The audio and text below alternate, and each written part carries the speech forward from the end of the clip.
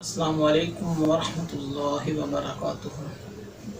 بھائیو، دوستو، بہنوں، آج میں آپ کے سامنے جو ویڈیو شیئر کرنے والا ہوں وہ ہے کہ اگر کسی بھائی کو یا بہن کو نوکری سے نکال دیا جائے تو اس کے لیے کیا کیا جائے۔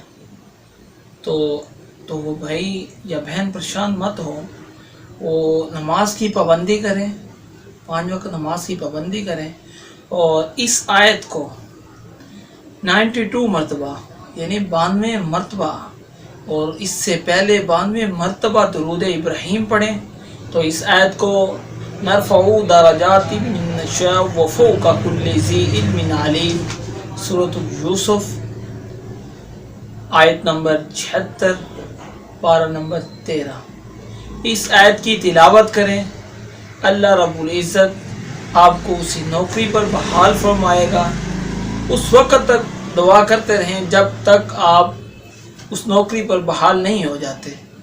اگر ہماری یہ ویڈیو آپ کو اچھی لگے تو لائک، شیئر، ہمارے اس اسلامک اکنامک اسکول کو لائک ضرور کریں تاکہ آنے والی ہماری ہر ویڈیو آپ تک پہنچے اور آپ اس سے مستفید ہوں۔